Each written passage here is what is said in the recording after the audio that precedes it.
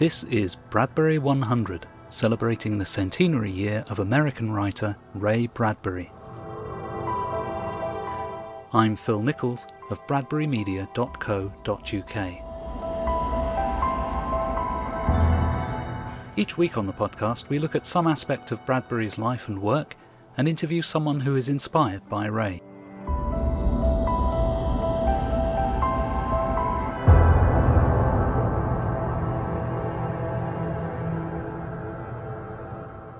Welcome to another episode of Bradbury 100.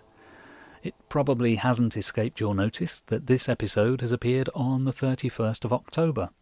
It's that most Bradbury-esque of times, Halloween.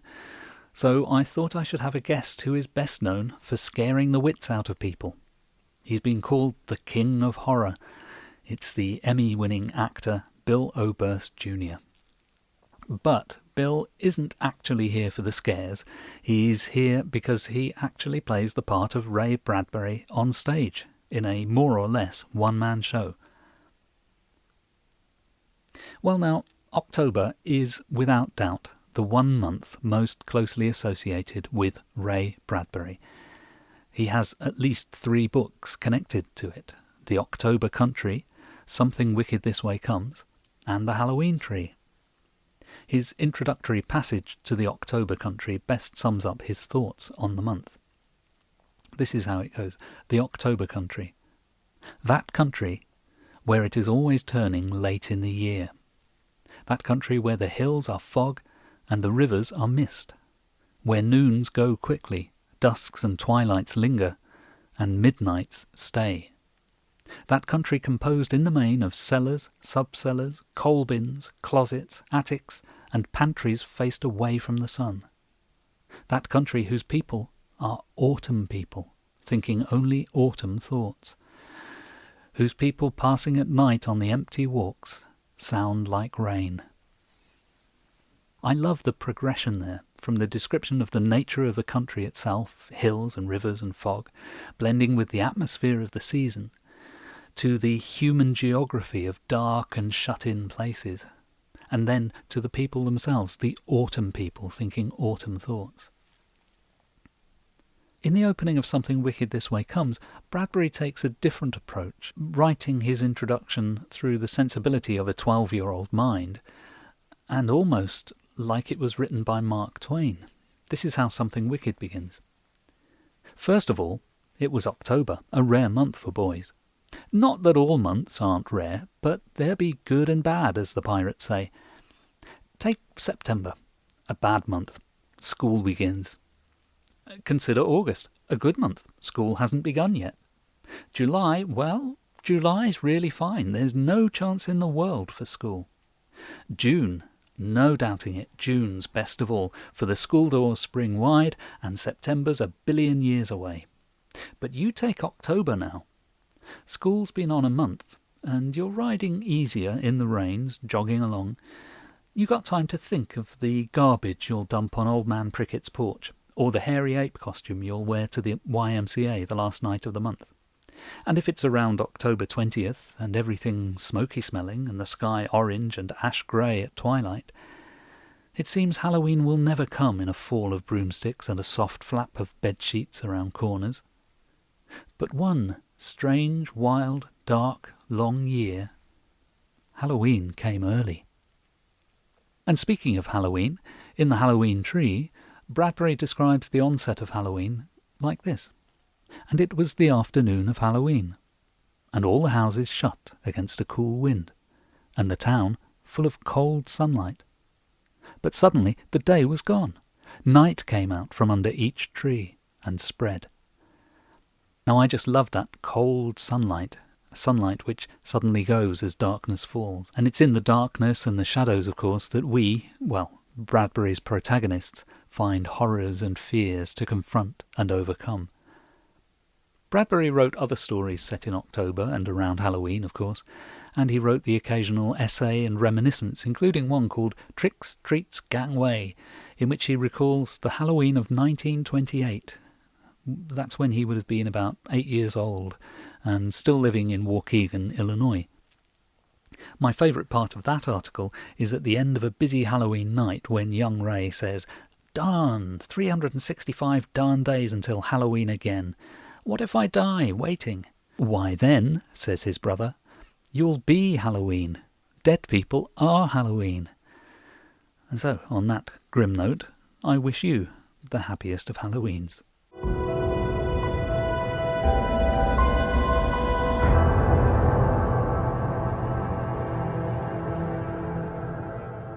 Now, on to my guest. In 2012, the actor Bill Oberst Jr. was named King of Horror by the website Erebus Horror. This was in recognition of Bill's dozens of appearances in independent horror films. By this point, Bill had already achieved fame through winning an Emmy Award for playing the Facebook stalker in the interactive horror short Take This Lollipop. You may have seen him in Abraham Lincoln vs. Zombies. Not a great film, but Bill was great as Lincoln. And he's turned up in all sorts of TV shows, from 1,000 Ways to Die to Criminal Minds. So, you might think I've got him on to talk horror. But actually, I've just been cheating your expectations, because Bill is also known for being a very gentle soul indeed. Erebus Horror didn't just call him the King of Horror, they called him the nice guy of horror. And it surely must be this side of his nature that he taps into when he plays Ray Bradbury on stage. Yes, there's a stage play which brings Ray Bradbury to life. It's called Ray Bradbury Live Forever, and it takes its title from Ray's well-known tale about Mr. Electrico.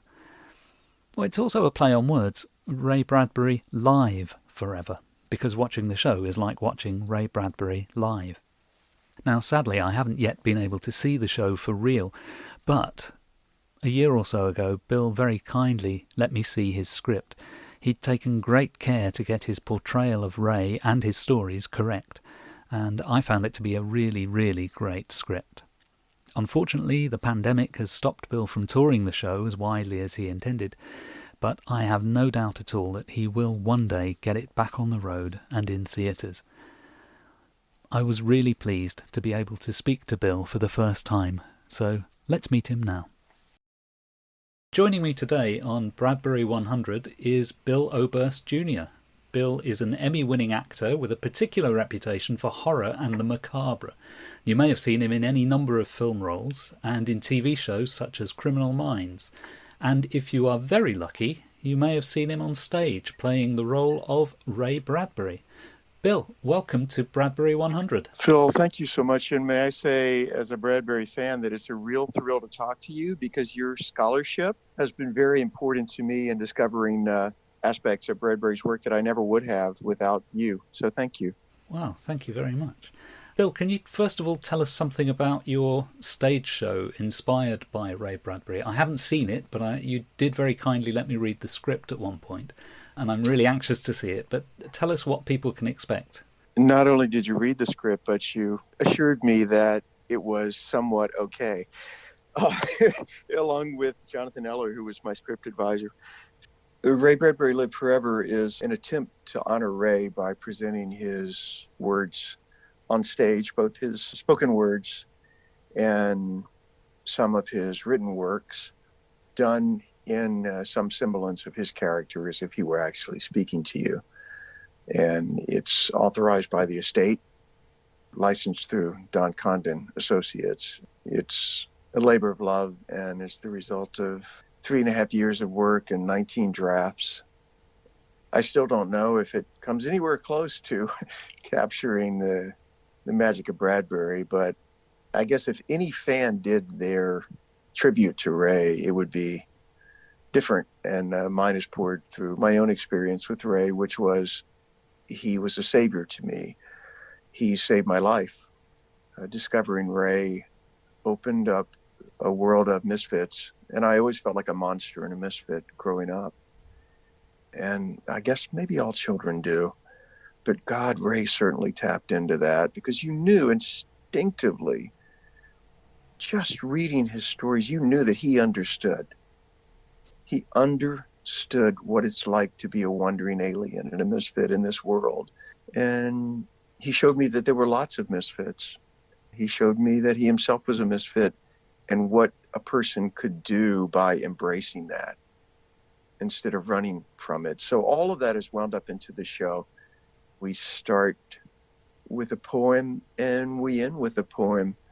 And I think that's fitting because as I've grown older in my Ray fandom, I find that viewing life through a poetic lens is a through line through his work. You know, everything that he did, he's always looking for the metaphor. And metaphors have become more important to me as I've grown older. So, yeah, that's the stage show. And it's taken a long time. But I'm so glad that I did it and that we're trying to continue it. You know, I asked actors in LA who knew Ray and who really looked like Ray, a couple of them. I said, you know, you should play Ray. Somebody should do Ray on stage. And nobody ever did it. I just thought, you know, I'll try it. I'll try. I'm the least likely person in the world to play Ray Bradbury, but I'll give it a go.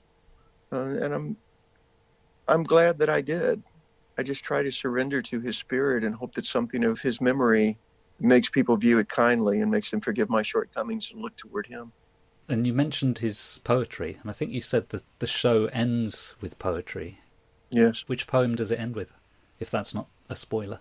No, we begin with remembrance and we end with if only we had taller been. Those are the two poems that make me cry. Yeah. Every time I do them. And Phil, there is a composer in Florida. His name is Brian Lee. Wonderful, very Disney inspired, and has had connections with Disney throughout his life. So he did the music for the show. There's this custom soundtrack, and his music for If Only We Had Taller Been is so beautiful. It just elevates and ends the show on this perfect note. Both Brian and I are a fan of the early Epcot Center of the early 80s in Walt Disney World, for which Ray developed the Spaceship Earth attraction, the storyline there. So it feels really, really good to have worked on the project with someone who loves Ray and loves what Ray loved. It makes it all of a piece. That poem, people stand and cheer, and people afterwards come up and cry. And none of us, that's the magic of Ray. You listen to the words and they have a magical effect on you, and you don't always understand. People have come up afterwards and said, I don't remember all of the words you said at the end, but they made me cry. And I think, well, it's beautiful. That's sort of the essence of magic. You might not remember all the parts of the trick, but you damn sure remember the effect of it. Perhaps the other thing to say about the stage show, it's pretty much a one-man show. Would that be an accurate description? Yeah, it's a solo portrayal. We do have the character of Ray's wife, Maggie, appearing briefly but very importantly. And they do a little romantic dance to beautiful Ohio. And that leads us into the core of the show and the heart of the show, which is a long selection from Something Wicked. You mentioned Beautiful Ohio is Yes. part of the show. I imagine that's out of copyright now, is it? Yes, well, we used a Glenn Miller version of Beautiful Ohio for them to dance to, because that would have been, during Ray and Maggie's courtship and early marriage, that would have been a version that they would have known. Right. I quite like the way that he used Beautiful Ohio as a metaphor, because it's so out of time, in Mars's heaven, when the astronauts hear Beautiful Ohio coming from on Mars. And Ray had the way that he blended this old, quaint, dusty Midwestern sentimentality with this harsh futurism. It's so beautiful. So that moment with Maggie where they dance on stage to Beautiful Ohio is followed immediately by the harshness of another piece. It comes right out of it. Do you think that's part of Ray's magic, is that marriage of something very quaint with something very strange? Oh, definitely, yeah. There's a contrast there, isn't there? And sometimes a jarring effect of those two things. Yeah, absolutely. It is jarring. Mars's Heaven is when I remember as a child, as a young boy, reading when the brother changes into the Martians. It was horrifying because it makes you think, oh, my grandmother, the people that I love, the things I trust the most, could they change into something horrifying? And then at the end, there's the mayor and all of the Martians are having a parade with the coffins. And he says they shimmered as all things shimmer in the light. Oh my God, it was horrifying. But this is, you talk about Bradbury adaptations. If you adapted that moment exactly and literally and showed the mayor shimmering on screen, people would not feel it in the way that you feel it when you read the sentence, they shimmered as all things shimmer in the light. There's just something about his word choices and his completely self-educated choice of words. There's an alchemy there that's just so hard to capture in any other form. Absolutely. An interesting thing I discovered when I was looking through Bradbury's papers relating to the Ray Bradbury Theatre TV series is that when he did his adaptation of Mars's Heaven, he asked the producers if they could get Beautiful Ohio for the soundtrack. And at first the producers said, well, no, it would be too expensive. We don't have any money left in the budget for doing that. But we can probably get a composer to write something in a similar style. So Ray said, OK, let's go for that then. And then a couple of days later, he wrote to them again. All of his communication in those days was via fax machine. He wrote them a fax saying, look, I've been thinking about it, and it's got to be Beautiful Ohio, and I'll even pay for it myself. And eventually that's what they did. They did use the song that it had to be, and he paid for it, which to me shows there's something about that song. It's not just a random choice of old music that he's chosen. It is specific. No, there doesn't seem to be anything random in his works. And, in Ray Bradbury, The Life of Fiction, that great resource for listing all of Ray's works and how they came to be. And I remember reading about how Dandelion Wine was put together in the many, many versions of that book and the bridging material that Ray created. And at the end, he didn't want to let it go. He just kept rewriting it and rewriting it and rewriting it. He was such a perfectionist with his word choices. And when I speak to school groups about Ray, and of course they have no idea who Ray Bradbury was, I read them some of these magical passages, then talk about Ray's work ethic. Doing is being, to have done's not enough, to stuff yourself with doing. That's the game. That's how Ray did it. He did it by doing things get done. He wrote these sentences by first, as he said, purging himself and just getting it out on paper first thing in the morning, and then going back and refining it and saying, this works, this works, this works. All the work. And again, that's very Midwestern, isn't it? That work ethic. Well, this is the thing, Phil, with Ray, I mean, which you know better than anybody else, but his works, his world, his life were all of a piece. It wasn't as if he was a writer who said, I'm now leaving my private life and I'm going to write things that, are in another world. It was all of a piece. He must have been horribly difficult to live with. He must have been wonderfully rewarding at times, but at times just so extremely difficult because he was so purely himself. And when I researched the show, I hear Ray had stock anecdotes that he would tell over time. And I went back to the earliest versions that I could find of these origin stories of Mr. Electrico and all of the stories that he would tell in the stories about working on Moby Dick. And you would think that, he changed and exaggerated over time as it went. But Ray was always Ray, whether he's, on The Tonight Show way back in 1957 or shortly before he died. It's the same man, the same personality. He was pretty uncompromising, wasn't he? Yeah. Did you really get to see a recording of The Tonight Show in 1957? Oh, yeah. The Center for Ray Bradbury Studies at Purdue University was really kind. and they sent me loads of archival sound, video, and photos, and just everything. I went there twice, and everything I asked for, they were kind enough to provide and let me have access to. And oh yeah, I wanted to study Ray's public persona because that was as much a part of his work as his writing. And I wanted to know how he had chosen to present himself from the very beginning of his public life up until the end. So I tried to look and listen to all of it, and many of those snippets from speeches and interviews are in the show, woven into his own writing. And the cool thing is they fit. It's not as if you have to take something from a speech and then figure out, well, how am I going to bridge this into a selection from something wicked? It's all of a piece. To me, that's the beautiful thing about him. Yeah, yeah. I gather that Ray isn't the first historical figure you've portrayed. I've read that you've been JFK, Mark Twain, Abraham Lincoln, Jesus of Nazareth. Is there any particular challenge in playing famous people as opposed to just fictional characters?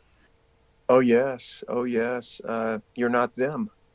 And you don't garner the respect that they do. When Ray Bradbury walked into a stage, there was an electricity and excitement and most of all, a love. I don't have any of that. I have people who are vaguely curious if they're just somewhat aware of Bradbury. And then I have people who are highly skeptical if they are Bradbury devotees, as I am and you are. So you have a lot of proving to do. The same was true certainly for Kennedy. And even for Mark Twain. You know, you have people who have their mental images of these people. So it's difficult, but what I love to do, speaking of boiling down to the essence, you know, my mental image is taking a bone and boiling it until you've made a good stock. That's my job as a redactor. All of these portrayals are done in people's own words, and my job as a redactor is to take all of their words, boil them. For the Bradbury show, we had 19 versions of the script before we got an approved version, and keep boiling until all of the steam has burned off and all the fat is gone and you're left with the good heavy stock. I wonder sometime if we even know in our own lives, when you're gone and when I'm gone, what mattered about us, Phil. You know, I wonder if we can tell, or if it will be left for someone in the future who loved us and who cares enough about us to look at all the things that we said and left behind, and they can figure out what we meant. I don't know if we can. When you're portraying Ray or any character, is there... That's a nice tune. No, you hear my lovely old-fashioned clock chiming in the background. I'm sorry. It's 1:15. That's brilliant. When you're portraying a character, or when you're beginning to portray a character, you don't necessarily have that essence. What do you grab hold of first in the character? Is it the words? Is it the physicality? Always the words. Always the words. I am a words person. I encountered Ray solely through words. I never saw him, and it was many years after I began reading him because I grew up in the age before instant access to things, and it was many years before I even saw a tape of him speaking or heard his voice. So always the words. This is certainly true for Jesus of Nazareth. Any indication of what he looked like or sounded like is purely hypothetical. Somewhat true for Twain. True even for a figure like Kennedy, who I experienced mostly through the words. So yes, the words. But then you have this volume of words, this voluminous material, and it always seems incredibly daunting, as if I can't do this. This is not possible. And I'm just grasping. And especially in the case of Ray, I remember talking to John Eller initially and said, John, I love so many pieces, but I can really only have 3 major stories here because my negotiations with the estate limited me in the word count that I can use. And so I need to pick 3 stories. John said, what do you love? And I said, I love all of them. And he said, what do you love the most? What are your favorite children? And that's how we started the process. And John had his favorite children and I had mine. And we met on 2 of them. But both of us had to discard one of our favorite children to come to an agreement about what was going to be in the show. So that's a long way Gosh, all my answers are long, but that's my long answer to your question. Always the words. The physicality is just that's just cream. You try to get somewhat close, but you're weaving a spell as a magician, and your tricks are the words. I think Ray said once that I have a tape of him speaking to Don Condon. It was for a biography that never came about. And Condon says, people speak of you as a legend and the greatest living scientist. And Ray just cuts him off. But he says, no. He said, I would like people to think of me as their favorite magician. A magician with words. And that's the way I think of him. Oh, that's great. That's great. Some years ago, I heard an interview with Ray where he was talking about theatre and radio. And he said that theatre is a form of radio drama. Because when you're sitting in the audience, you're so far from the stage, you can't really see the faces. Now, this is coming from a man who was very short-sighted, as I am, so I sort of share that idea.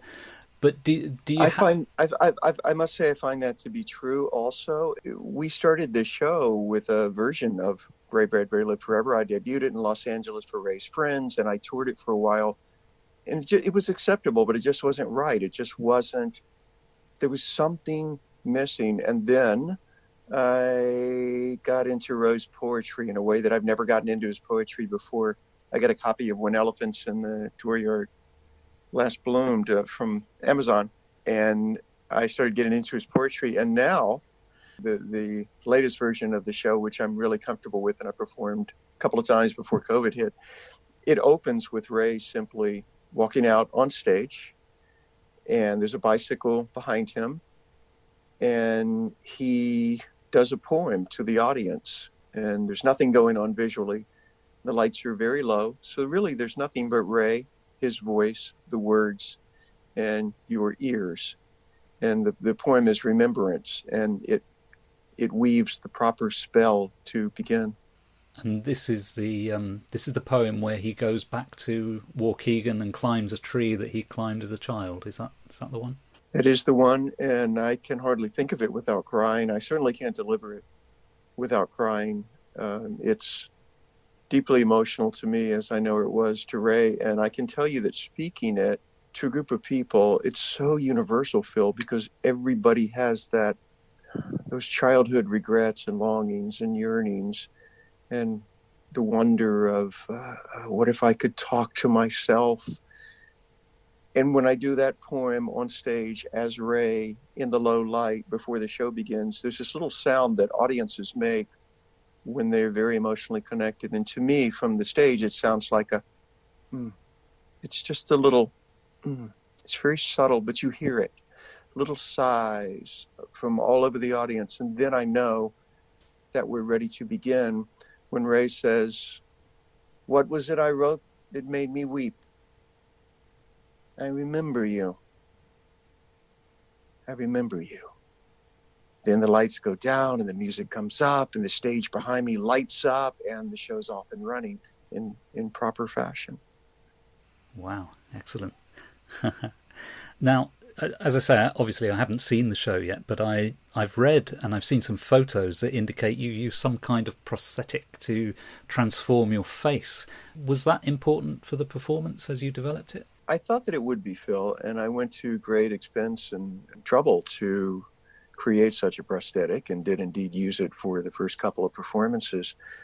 But I originally envisioned this show as I'm going to recreate Ray Bradbury in the sense that Hal Holbrook recreated Mark Twain.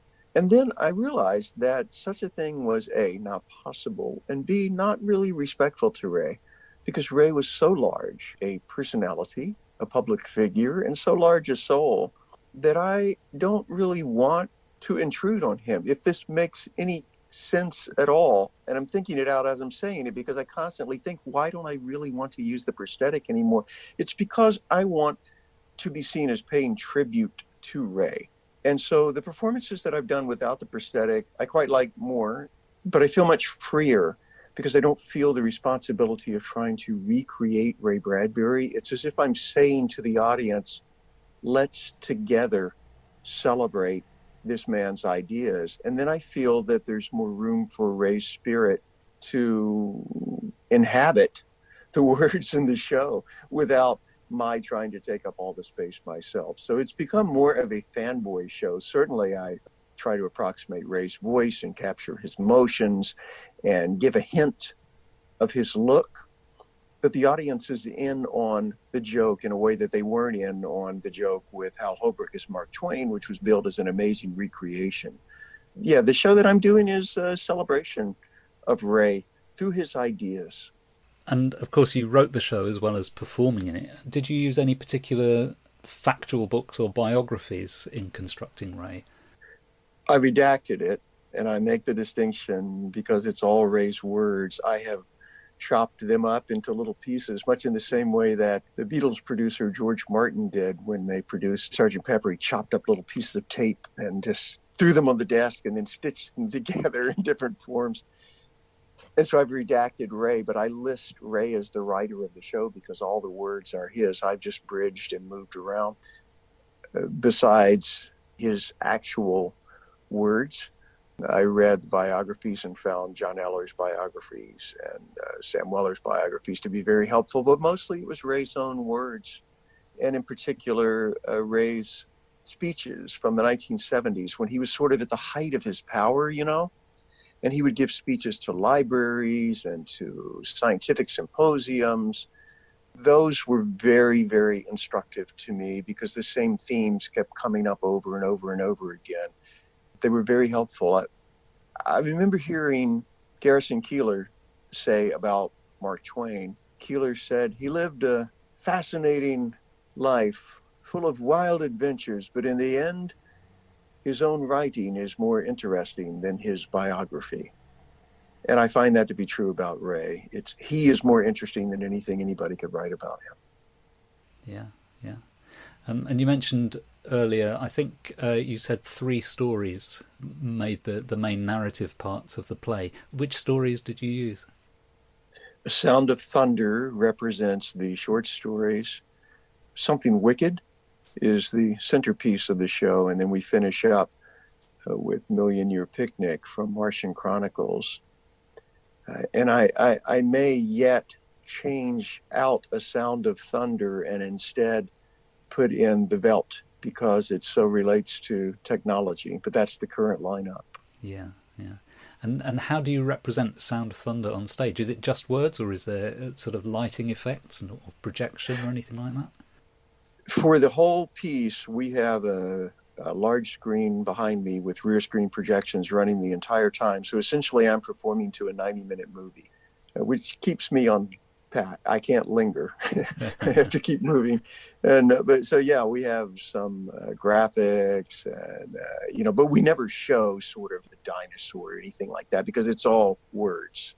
A lot of it is Ray jumping around the stage using a chair to represent the dinosaur and looking up as if he sees the dinosaur and all that sort of thing.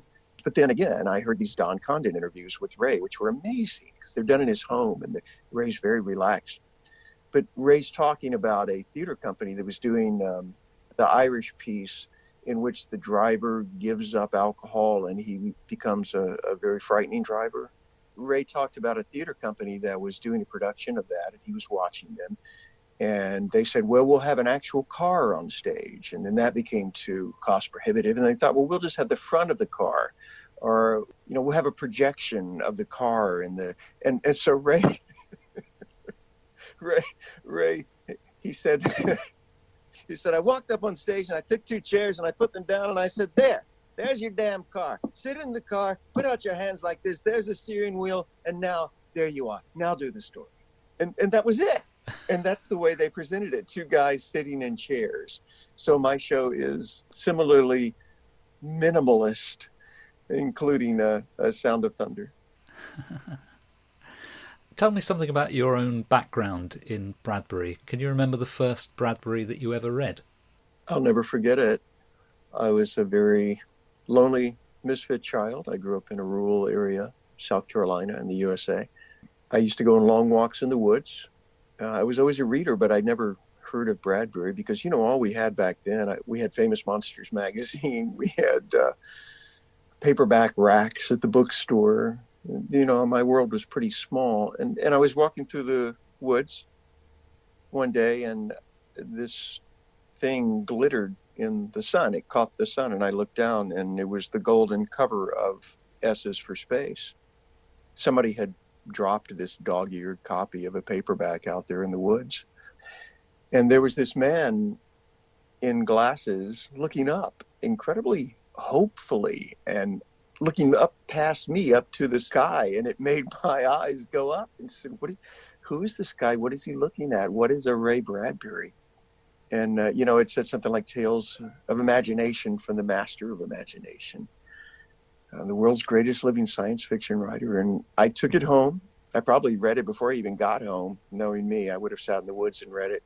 But I remember the first piece that I read was Pillar of Fire, and it arrested me. The angst of this character fit my young angst so well. And when I got to the last part where William Lantry is saying, I am Edgar Allan Poe, I am all that is left, that I call it the hymn to Halloween, I cried. I was like 13 or 14, but I'm reading these words and I'm crying. I didn't even know why I was crying. Now I do. But it wormed its way into my heart. I devoured the rest of the book, and I made my mother take me to the drugstore. And they didn't have any other Bradbury, but I asked the woman, can you get some more of these books? And she did. And I read everything that I could from Ray after that. But that was my first exposure to him, and that's why I did Pillar of Fire as the first Bradbury piece I did. And even now, when I do Ray Bradbury Live Forever on stage, I have that book in my hand as the representative book which Ray reads from, because that's my boyhood Bradbury, and it's very dear to me. It's interesting that book was originally conceived, along with R is for Rocket, as being primarily for younger readers, not little children, but, sort of what today we would call young adult fiction. And it worked. The cover design, and I've never been able to find out the name of that artist, but it's a beautiful design, and it perfectly appealed to 13, 14-year-old boys and girls of my age group. And, Phil, it wasn't until years later, after I'd read all of that series of paperbacks, when I looked in the front and saw when the stories were actually published, I was amazed. I thought, oh my goodness, it's 1974, and this story was published in 1948. I had no idea that they were collections of older stories, because Ray seems so contemporary. Yeah, absolutely. Clearly, Pillar of Fire still means a lot to you today, but if you could only have one Bradbury item in your life, if you were only allowed to have one, what would you choose now? I think of the stories of Ray Bradbury, the book with the red cover, but I think I have to go with Something Wicked, because it speaks so to my soul. It deals with death, which is my favorite part of Ray. I love the way he faced head on the fact that we're not going to be here forever. I love that Mr. Dark offers us what we most secretly want, and if he catches us at the right time, we just might take it. I love everything about Something Wicked, and I think I would have to have it, because it's sort of a parable, and if I were marooned on the island the rest of my life, I could slowly read that book over and over again and find something new in it each time. Yeah. What do you think of the film? Have you ever seen the film? I have, and it's fine, but it's something completely different. It's I haven't ever seen any Bradbury adaptation, because I'm a words man, and I encountered Ray through words. I've never seen or heard a spoken word or dramatized or stage production that I thought captured what he was and who he was. I think he is notoriously hard to adapt, because he's weaving a magic spell, and it's his spell, it's not yours.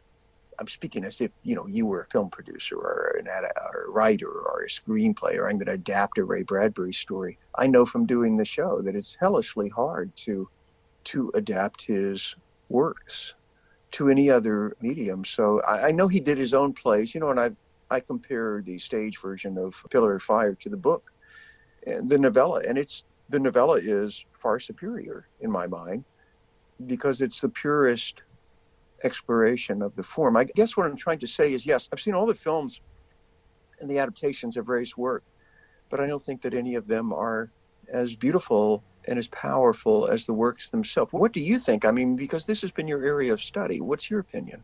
Well, I've seen enough good moments to believe that it is possible to adapt Bradbury, but I see very few complete works that seem to work in adaptation. So Something Wicked is a really good example. There are fantastic scenes in that film that really capture what's in the story, but they're followed by scenes that don't work or that are sort of off at a tangent to the story. So Yes. he's very difficult to do. I think of the Dust Witch sequence, which in the book is one of the most powerful because it's so silent.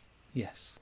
You know, this balloon is silently, these fingers reaching down. It's horrifying. And I don't find the spiders in the film nearly as horrifying.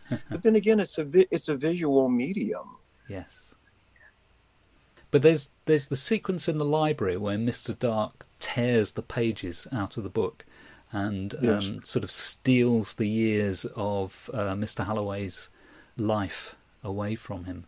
Yes. That's a very powerful scene.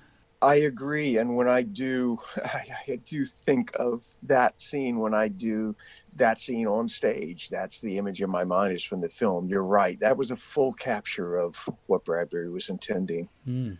And oh, it's so hard. You know, on stage at the end of that piece, I have Bradbury, as Jason Robards did, sink to his knees as Holloway. You know, I'm playing everybody. I'm playing Mr. Dark, and then it switches back to Holloway. And when he sinks to his knees at the end, when Mr. Dark says "lost forever," and Holloway goes down to his knees, when I do that on stage, I can hear the audience go, and it's the gasp of realizing their own mortality and their own fragility and the tenuous nature of life.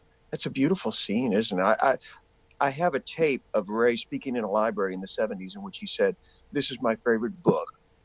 This is the book I would like mention on my tombstone."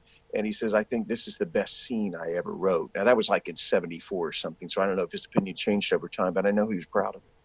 That's interesting that he said that. I didn't know he'd said that about his gravestone, because on his actual gravestone it says author of Fahrenheit 451. That's right. And as you know, earlier in his career, earlier in the 60s, the sort of early space age version of Ray, he used to say that what he wanted was, "Here lies a teller of tales." He said that many speeches. He used the metaphor of the street of the teller of tales, where you go down the street and people tell you different stories. And he said, "All I want on my tombstone is, here lies a teller of tales." But then I guess what's on our tombstones is for the others and not for us, right? I suppose so. I always thought that in having Fahrenheit on his tombstone, he was simply recognising that it's the most widely known of his works. I don't know if it's the best selling, but it's taught in schools, so it's very widely known. I agree, and I dislike that people only know Fahrenheit. I dislike that as I've begun to try to get this little labor of love show out there, that I find many, many people, if they know Ray at all, and I'm shocked by the number of people who don't know who he was, but those who do, who are younger than me, generally will say, "Oh yes, he wrote Fahrenheit," and that's all they know. And I don't like that, because it's a beautiful book, but it pigeonholes him as a certain particular type of writer, and he was so much more. I agree with that completely, yeah. Now, as well as your stage work, your film work, TV work, you do voice acting. You're on the wonderful Gothic Goodnight podcast, which is a fantastic lesson in the power of voice. Is voice acting something that you particularly enjoy doing? Yes, always, because when I was a boy, I just wanted people to not know that I existed. I wanted more than anything else to just hide, and so people wouldn't see me. And so the very first job that I had was a radio station, and I did radio all through college, and was able to be secure with only having my voice heard without being seen.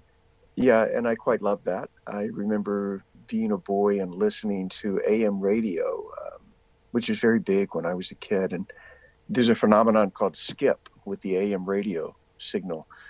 where it bounces and it skips. FM goes in a straight line, and if it hits an obstacle, the signal, it degenerates. But so every night, tuning into my AM radio, I would find different broadcast. And back then, a lot of stations late at night would run the old radio shows. And so I would hear these broadcasts of Lights Out or Suspense or, some of the things that Ray grew up with too.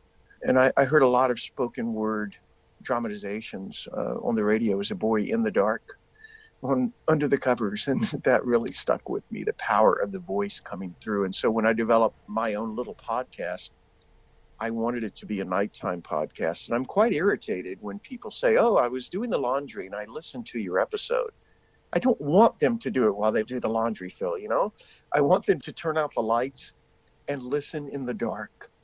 The human voice in the dark is very, very powerful to me. And in the Bradbury stage show, there are moments where the lights are so dim that you can barely make out what's on stage. And that's, to me, those are the most powerful moments. One of the things I like about Gothic Goodnight is it's incredibly intimate, because it's just you and the listener, and it feels very close mic'd the way you perform it. I don't know whether you are physically close to the mic, but it really feels intimate in that way. And yet the stories, of course, quite often are horror stories. So there's a strange blend there of the intimate and the distancing effect of horror stories. But it's very powerful. I thank you for that. And that's sort of my homage to what Vincent Price and Karloff and those guys used to do on the radio. And I've heard Ray do this too in speeches. He would have moments in all of his great public addresses where he's way off the mic, and he's saying, it's your job to say to the world, this is how I see you. This is how I dance you. This is how I write you. And then the world looks at what you've done and says, by God, that's who we are. That's who we are. But then there are also times when he's very, very close to the mic and he's telling people in fact, I opened the show right after that poem with words from one of these very intimate moments. He's speaking to a group of scientists at a symposium, and he's introduced and the applause dies down and it's very quiet.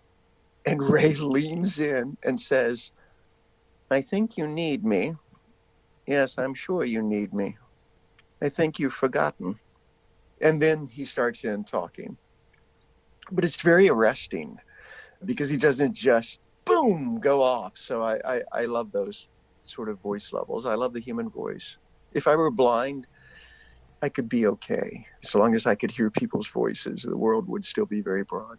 And of course, we've been suffering through the pandemic in recent months, and I know that's prevented a lot of actors from working. Film production shut down, TV production shut down, theatres are closed. Are things beginning to look up for you now as an actor? They are. There's productions that are beginning again. Stage production, in my estimation, won't be back until we have a vaccine.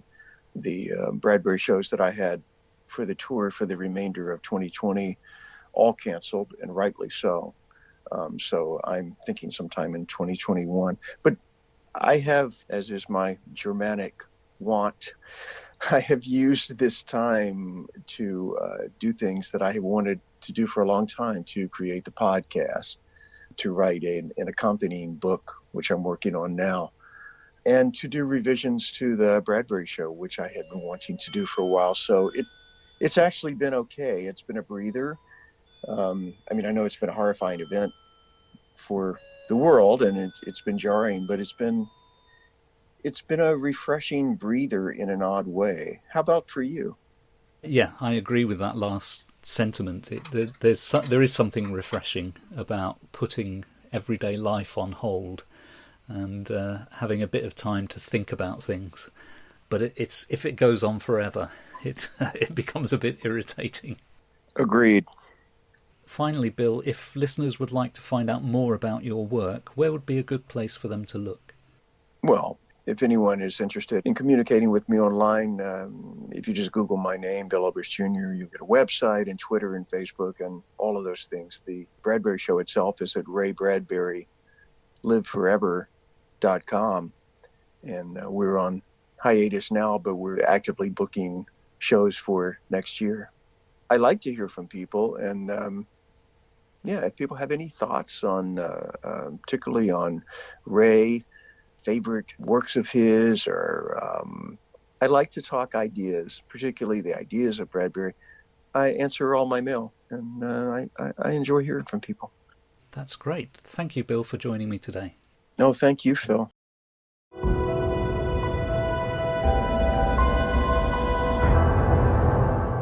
My thanks once again to Bill Oberst Jr. for joining me today. In the show notes on bradburymedia.co.uk, I'll post links to Bill's many activities, including his own podcast, Gothic Goodnight, which, by the way, is just made for Halloween listening. And please join me next time for another Bradbury 100.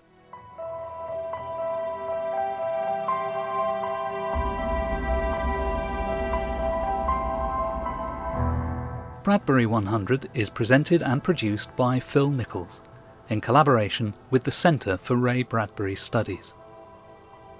Music is provided by Purple Planet at purpleplanet.com. Please subscribe to the podcast using your podcast app. You can find us on Stitcher, iTunes, Spotify, TuneIn, SoundCloud, and all good podcast places. And you can find us on Facebook too. For more information, head to bradburymedia.co.uk.